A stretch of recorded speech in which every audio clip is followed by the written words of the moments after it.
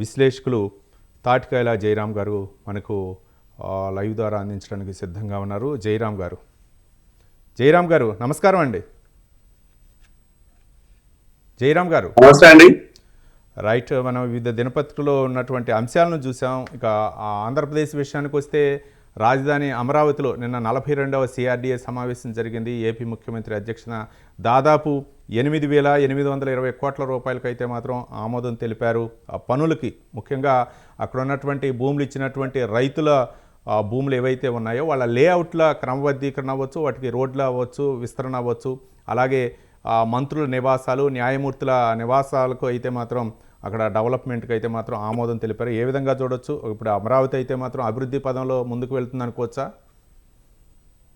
మీకు ప్యానల్, మీకు స్వతంత్ర న్యూస్ ప్రేక్షకులకు, యాజమానులకు వెరీ గుడ్ మార్నింగ్ అండి. Good morning. ఇందులో మనం చూడాల్సింది రవి, స్పష్టంగా చెప్పాలంటే ఇంతకు ముందు గత 5 సంవత్సరాలుగా సిఆర్డిఏ కంప్లీట్ గా దాన్ని నెగ్లెక్ట్ చేయబడింది. ఏపీ గవర్నమెంట్ అప్పటి ఉన్న ప్రభుత్వం నెగ్లెక్ట్ చేయబడింది. దానివల్ల ప్రజలు అక్కడ భూములు ఎవరైతే ఇచ్చారో, ఏ ప్రజలైతే భూములను కోల్పోయారనే దానికంటే ఇచ్చారు అనే విషయం కరెక్ట్. ఎవరైతే భూములు ఇచ్చారో వాళ్ళు కన్ఫ్యూజన్ లో ఉన్నారు. ఇప్పుడు మా భూములు ఇచ్చినాము, ఇప్పుడు ఇక్కడ డెవలప్మెంట్ లేదు, ఈ డెవలప్మెంట్ ఇప్పుడు అయ్యేదా కాదా, ఈ భూములన్నీ అన్యాకాంతరం అయిపోతుంటాయా, ఇవన్నీ మేము ఇచ్చిన దానికి ఏ ప్రయోజనాలు చేకూరుతాయి అనేది ఒక భయాందోళనలతో పాటు దగ్గరగా 5 సంవత్సరాల వరకు కూడా అది నిరంతరంగా, అంటే 4 సంవత్సరాలు అని చెప్పొచ్చు, 5 సంవత్సరాలు కూడా 4 సంవత్సరాలు నిరంతరంగా వాళ్ళు నిరాహార దీక్షలు చేసేసి, రిలే నిరాహార దీక్షలు అని, ఇంకొకటి తిరుపతి యాత్ర అని అనేక అంశాల మీద వాళ్ళు గలమెత్తారు. అది అప్పటి ప్రభుత్వానికి పెద్ద నష్టమే జరిగింది. అది మనం కల్లారని చూసాము. దానికి ప్రత్యామ్నాయంగా ఇప్పుడు ఎన్డీఏ కూటమి ప్రభుత్వంలోకి రావటం. ఎన్డీఏ కూటమి ఇప్పుడు చేయాల్సిన తక్షణమైన పని ఏంటి అంటే అక్కడ కేటాయింపులు చేయటము, నెక్స్ట్ వచ్చేసి ప్లాట్స్ ఎవరికైతే డెవలప్మెంట్ చేసి ఇస్తామని ప్రభుత్వం హామీ ఇచ్చిందో అప్పటి తెలుగుదేశం పార్టీ, చంద్రబాబు నాయుడు గారు, ఇప్పుడు ముఖ్యమంత్రి ఎన్డీఏ ముఖ్యమంత్రి చంద్రబాబు నాయుడు గారు కూడా ఒకరే కాబట్టి వాళ్ళకు ఏదైతే మాట ఇచ్చారో దాన్ని డెఫినెట్ గా చేయాల్సిన బాధ్యత ఆయన మీద ఉంది, ఎన్డీఏ ప్రభుత్వం మీద ఉంది. దాంతో పాటు వచ్చేసి ప్రజలకు ఉన్న కన్ఫ్యూజన్స్ మొత్తం తొగిలిపోయినాయనే అనుకుంటున్నాం. ఎందుకంటే ఎలక్షన్ల ద్వారా ఇక అమరావతిని రాజధానిగా చేసుకున్నారు కాబట్టి, రాజధాని మీదనే తీర్పు వచ్చింది కాబట్టి ఇంకా వేరే ప్రత్యామ్నాయం ఉండదనుకుంటున్నాం. కాబట్టి దీన్ని డెఫినెట్ గా డెవలప్ చేసినట్టయితే అక్కడ ప్రజలకు, అమరావతికి ప్లస్ ఆంధ్రప్రదేశ్ కు రాజధాని ఉంటుందనేది ఒక హోప్ అయితే ఉంటుంది, ఒక రెస్పెక్ట్ ఉంటుంది. ఆ విధంగా నిర్ణయాలు తీసుకొని ప్రయత్నం చేస్తున్న నమ్మకం నాకుంది. చంద్రబాబు గారు డెఫినెట్ గా ఆ విధమైన క్రియాశీలకమైన ఆలోచనతోని అది ముందుకెళ్తారని అనుకుంటున్నాను. రైట్ జయరాం గారు, అంటే ఇంకో విషయం, 2019 నుంచి 24 వరకు కూడా అక్కడ అభివృద్ధి అయితే నోచుకోలేదు. ఈ నేపథ్యంలో అక్కడ అంటే ముఖ్యంగా సిమెంట్ ధరలు అవ్వచ్చు, లేకపోతే ఐరన్ ధరలు అవ్వచ్చు, విపరీతంగా పెరిగినటువంటి నేపథ్యంలో ఇంకా ఎక్కువగా పడ్డది. అంటే బడ్జెట్పై అవ్వచ్చు, లేకపోతే ఇక సిఆర్డీఏపై కూడా ఎక్కువగా భారం మోపాల్సిన పరిస్థితి వచ్చింది అని చెప్పేసి అంశాలు కూడా నిన్న మంత్రి నారాయణ అయితే వ్యాఖ్యానించారు.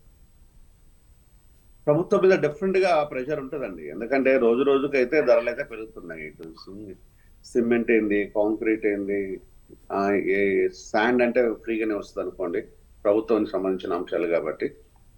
శాండ్ అయితేనేమి, ఇతర ఏ కార్యక్రమాలు, ఇంకోటి అసంఘటిత కార్మికుల కూలీలు కూడా, ఈవెన్ వాళ్ళని బ్రతికించుకోవాలంటే డెఫినెట్ గా వాళ్ళకు ఒక రెస్పెక్టివ్ శాలరీనే ఇవ్వాలి. ఆ రోజువారీ కూలీలకు వాళ్ళకు కూడా. కానీ ఏది చూసినా అయితే గతానికి 2019 కంటే ఇప్పుడు 24లో డెఫినెట్ గా అది పెరుగుతుంది. అలా వేరే కన్ఫ్యూజన్ ఏం లేదు. నారాయణ గారు చెప్పినట్టు కరెక్టే. కానీ ఇప్పుడు ఈ రాజకీయ నాయకులు ఇప్పుడు ఇది పెరుగుతుంది తగ్గుతుంది అనేది కాకుండా అక్కడ ప్రజలకు మనోభావాలను రెస్పెక్ట్ చేస్తూ వాళ్ళ త్యాగాలను గుర్తించుకుంటూ అక్కడ డెఫినెట్ గా డెవలప్ చేయాల్సిన బాధ్యత ఈరోజు ప్రభుత్వం మీదే ఉంది. అది తప్పనిసరిగా చేయాలని కూడా నేను డిమాండ్ చేస్తాను. రైట్, అంటే ముఖ్యంగా అక్కడ భూములు ఇచ్చినటువంటి అమరావతి రైతులు ఎవరైతే ఉన్నారో వాళ్ళ లేఅవుట్లు కూడా అంటే భూములు ఇచ్చినటువంటి రైతుల యొక్క ఇచ్చినటువంటి ఇళ్ల స్థలాలకి లేఅవుట్ల క్రమబద్ధీకరణ అవ్వచ్చు, ఆ లేఅవుట్లను డెవలప్మెంట్ అవ్వచ్చు చేసి ముఖ్యంగా వాళ్ళకి రైతులకు అయితే మాత్రం ఇళ్ల స్థలాలు ఇవ్వాలి అనే ఉద్దేశంతో అయితే మాత్రం కొన్ని కీలకమైన నిర్ణయాలు అయితే తీసుకోవచ్చు. ఇవి శుభపరిణామం అనుకోవచ్చా? ఇది గతంలో కేటాయించినట్టుగానే ప్రజలకు కేటాయించాలి. అందులో ఎలాంటి తగ్గులైతే ఉండకూడదు. సరే ఎక్కువ వెచ్చిస్తే బెటర్, ఎక్కువ వెచ్చిస్తుందని అనుకోవటం లేదు. సో ఎలాంటి తగ్గింపులు అయితే ఉండకూడదు. అక్కడ నేను చాలాసార్లు నేను విజిట్ చేశాను అమరావతి పరిసర ప్రాంతాలు వాటిని. పిచ్చి మొక్కలు, రోడ్లు కొట్టుకుపోవటాలు కానీ, అక్కడ స్థిర నివాసాలు పూర్తి స్థాయిలో లేకపోవటం కానీ, ఆ పక్కన ఉన్న గ్రామాలు అవన్నీ ప్రజలకు సంబంధించిన అంశాలు కానీ, ఆ రాకపోకలకు దారులు కూడా లేకపోవడం కొంత ఇబ్బందికరమైన పరిణామం ఉంటుంది. దాన్ని డెవలప్ చేయాల్సిన బాధ్యత ఉంది.